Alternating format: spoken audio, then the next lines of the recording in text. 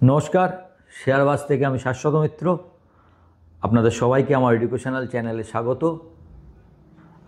আমি ইনক্লুডিং আপনারা সবাই আজকে ওয়ার্ল্ডস মেন ডে, আমাদের সমস্ত ভাইদের তার শুভেচ্ছা।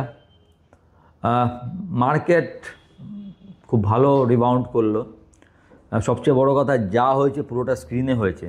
স্ক্রিনে যা হবে সেটা একটা আলাদা দাম আছে, জানবেন। মার্কেট নিচে থেকে একদম হায়েস্ট লেভেলে বন্ধ করেছে, যেখানে ওয়ার্ল্ড মার্কেট আপনার 2163 পয়েন্ট 4 দিনে খালি ডাউ পড়েছে। গতকালও ন্যাসডাক প্রায় 350 পয়েন্ট পড়েছে, প্রায় 300 পয়েন্টই ধরুন। সমস্ত মার্কেট নিচে। সেই জাপানের মার্কেট, চীন জাপানের একটা টেনশানে নিচে। সেই অবস্থায় সমস্ত দেখছেন তো, জেপি মর্গান স্ট্যানলি, এমএস আমাদের মার্কেটের ওপর খুব পজিটিভ। ওরা বলছে যে আমাদের মার্কেট যথেষ্ট রিজনেবল প্রাইসে আছে। এখন ব্যাঙ্ক নিফটি চলছে, অবশ্য স্টক এখনও চলেনি। আপনাদের সেই জায়গাটা রয়েছে বলবার যে ব্যাঙ্ক নিফটি চলছে, স্টক চলছে না। এটা সত্যি কথা, স্টক এখনও সেরমভাবে চলেনি। এবং দেখা যাক নিফটি যে জায়গা বন্ধ করেছে, খুব ইন্টারেস্টিং জায়গা।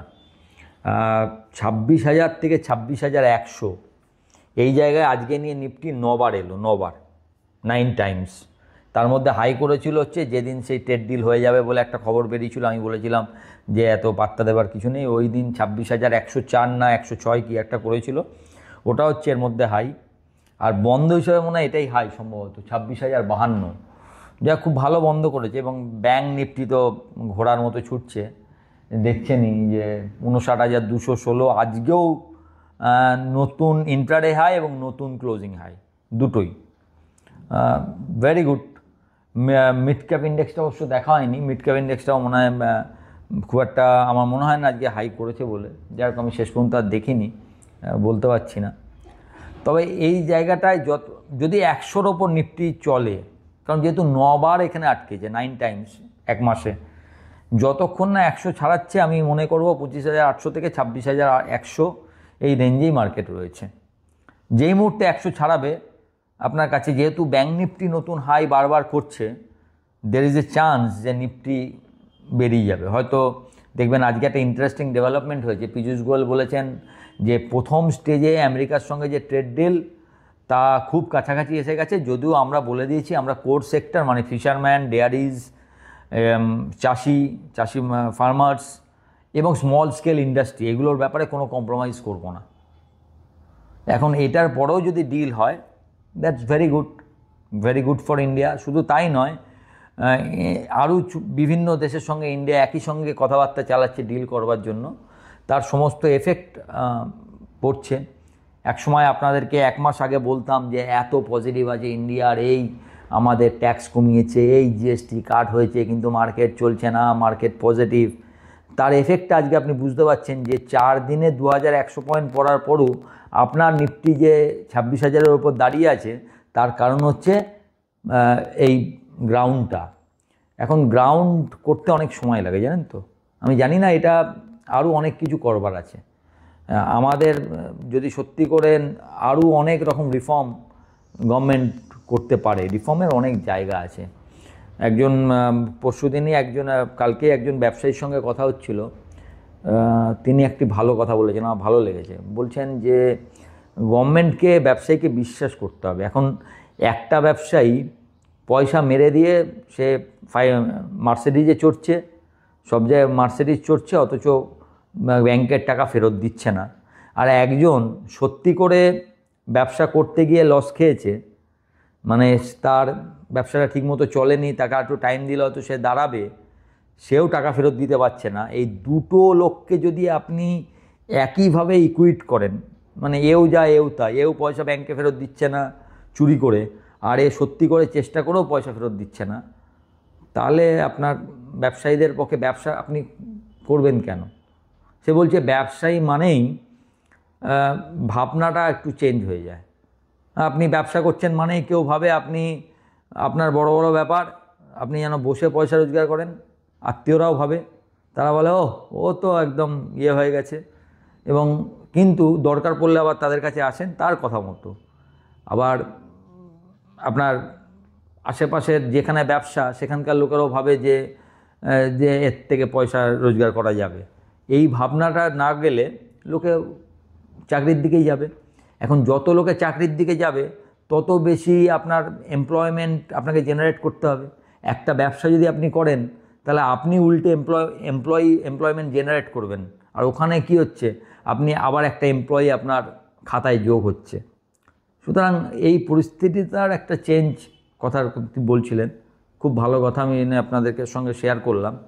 যদিও এই যে আমাদের দেখছেন স্মল এমএসএমই ব্যবসাগুলো আস্তে আস্তে উঠছে, সরকার যেরকম বিভিন্ন লোন দিচ্ছে, মুদ্রা লোন টোন, এবং উইদাউট গ্যারান্টি, যাতে তারা দাঁড়াতে পারে। এখন এইগুলোর কিছু তো সব জায়গায় তো কিছু অসৎ লোক থাকবেই যারা এটা সুবিধা নিয়ে পয়সাটাকে মারবার চেষ্টা করবে, কিন্তু বাকি লোক যারা ঠিক মতো করছে, কোনো সময় যদি তারা করতে না পারে, সেই ডিফারেন্সিয়েট যতক্ষণ না আমাদের মানে যারা আছেন যে পজিশানে, সেটা করার একটা প্রয়োজন আছে। যাই হোক, মার্কেট এই মুহূর্তে ভালো এফেক্টগুলো দিচ্ছে, কারণ আপনাদের আগের দিনই বলেছিলাম ইনফ্লেশন, আমাদের জিএসটি, ব্যাংক রেট কাট হতে পারে সব।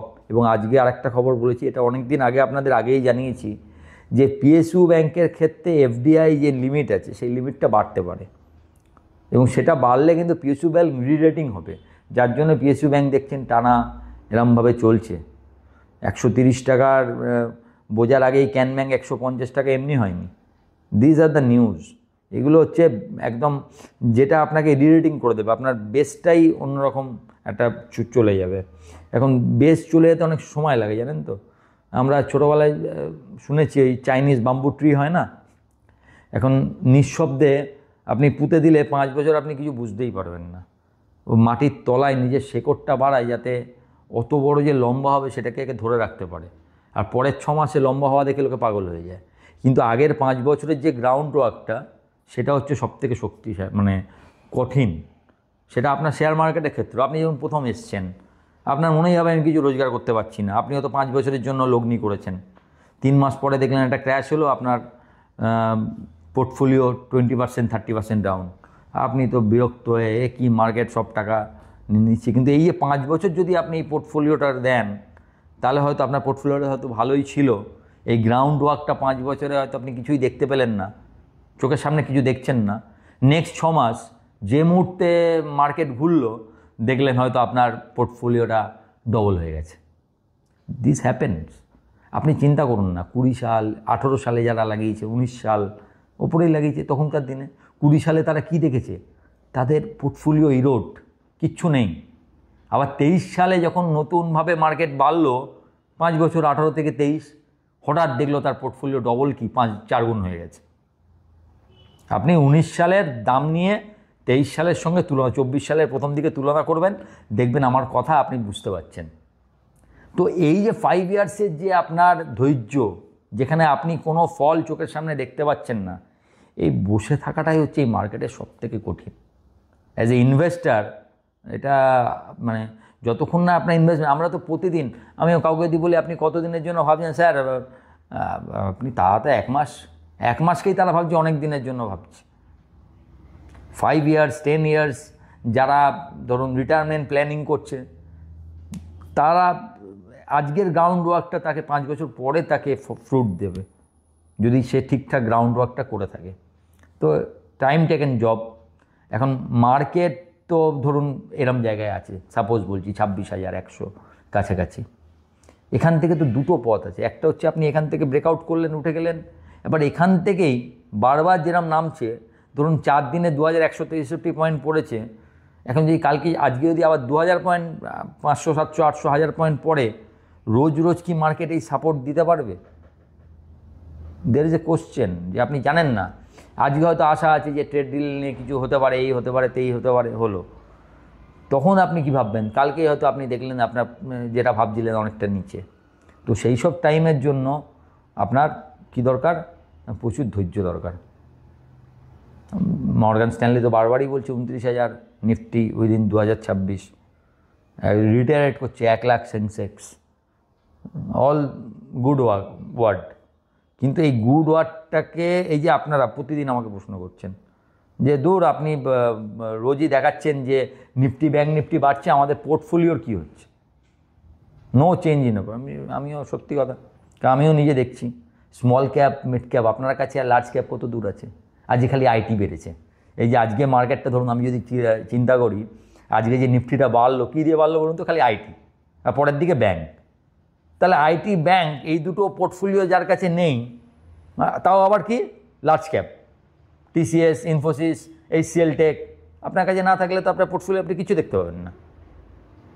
তো এইসব হচ্ছে।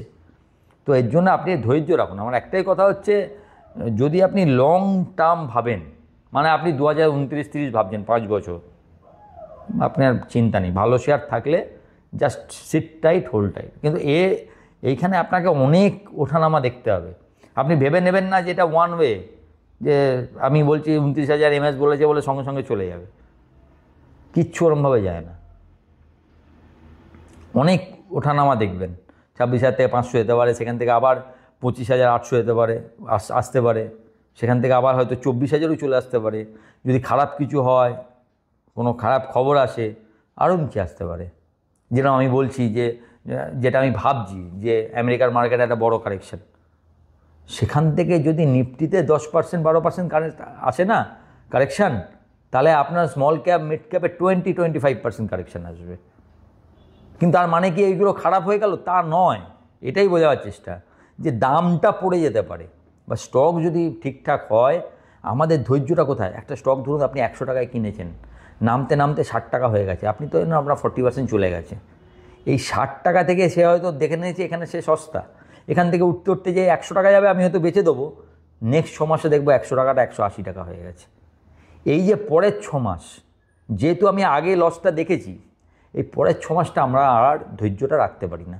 আমাদের মনে হয় যে মানি সেভড 40% নিচে রেখেছি, এখন দামের দাম দেখছি, দ্যাট ইজ মানি আর্নড। কিন্তু ওই জায়গাটা স্টক মার্কেটের ক্ষেত্রে থেকে যে এটার ডাউনসাইড শেষ, এবার নতুন করে তার আপসাইড শুরু, এই ব্যাপারটা আপনাকে ভাবতে হবে। মার্কেটকে আপনাকে একটু অন্যভাবে দেখতে হবে। তো যাই হোক, আজকে তো ব্যাংক নিফটি খুব ভালো বন্ধ হয়েছে, আইটি স্টকও ভালো চলছে। মানে এআই খুব ভালো হবে না, সেটা আইটির জন্য ভালো, এরকম একটা ভাবা হচ্ছে আর কি। এটাও কিন্তু ভাবার ওপর। মার্কেটে যা কিছু হয় জানবেন, মানে গ্রাউন্ড রিয়েলিটি আগে আপনাকে দাম করে দেওয়া হয়। আপনি গ্রাউন্ড রিয়েলিটি ধরুন, এই জোম্যাটো, সুইগি, জোম্যাটো প্রফিট এসছে, সুইগি অল্প এসছে, এখনও সেরম হয়নি, তার আগে কিন্তু তাদের দাম হয়েছে। ভেবে নিচ্ছে এটা এআই করতে পারে। এই বিজনেসটার, এই এআই স্টকের যে দাম হয়েছে আমেরিকায়, কিসের ওপর হয়েছে? এআই কি এখনও পুরো ছেয়ে গেছে? তা তো নয়। সেই জন্য তো দামটা অনেক বেশি হয়ে গেছে। আমরা একটা কথা সবসময় বলি যে লস খাওয়ার বেশি চান্স কিন্তু বুল মার্কেটে, কারণ সেখানে ভুলভাল দাম হয়, সেইখানে ফেসে গেলে আপনি অনেক নিচে পড়ে যেতে পারে। বিয়ার মার্কেটে সবসময় লাভই হয় যদি কারোর ধৈর্য থাকে। বিয়ার মার্কেটে স্টক কিনলে আপনার কোনো ভয় থাকে না, কিন্তু বুল মার্কেট সব সময় সাবধান থাকবেন। অলওয়েজ চান্স যে সেখান থেকে এমন যদি বাজে স্টক কিনে নেন, সেই স্টক আর ওই দাম নাও দেখাতে পারে। আপনিই চিন্তা করুন, ভালো স্টক ডিএলএফ 2007-এ যে দাম দেখিয়েছে এখনও পর্যন্ত দেখায়নি। কাছাকাছি হয়তো এসেছিলো, কিন্তু দেখায়নি এখনও পর্যন্ত এই দাম। ফ্যাক্ট, এত ভালো স্টক। টাটা স্টিলের মতো স্টক 12 বছর পর নিজের দাম দেখিয়ে তারপরে ওপরে গেছে, বাট গেছে। সো এই ধৈর্যটা যদি আমাদের থাকে, এই মার্কেটে আমরা সফল হব। যেটা বলবার 26,100, এখনও একই কথা বলছি, এই নিয়ে 9 বার। তো একটু সাবধান। 26,100 পেরোলে অবশ্যই ব্যাংক নিফটি অলরেডি ওপরের লেভেলে চলে এসছে। ব্যাংক নিফটি এখন 26,150-এর ওপরে ভালোই আছে। এভার হাইতে বন্ধ করলে খারাপ হওয়ার কিছু নেই। নিফটিটা 26,100-এর ওপর গেলে তাহলে আরও সাপোর্ট পাবে আর কি। দেখা যাক কালকে কি হয়। কালকের দিনটা দেখার, সবথেকে রাতের দিকে নজর রাখবেন ডাও কী করছে। রোজ রোজ 500-700 পয়েন্ট মার্কেট কতটা নিতে পারবে সেটা নিয়ে একটু চিন্তা আছে। ভালো থাকবেন। ভিডিওটা ভালো লাগলে একটু লাইক, শেয়ার এবং সাবস্ক্রাইব, যদি প্রথমবার দেখেন সাবস্ক্রাইব করবেন, এবং অবশ্যই আমার টেলিগ্রাম চ্যানেলের সঙ্গে যুক্ত থাকবেন। আর শেষে বলে দিই, আজকে প্রথম যারা কমেন্টের 50টা কোশ্চেন করবেন, কোনো শেয়ার নিয়ে জানতে চান কিনা প্রথম 50টা কমেন্টের উত্তর শুক্রবারে কোশ্চেন অ্যান্সার সেশনে দেবো। নমস্কার।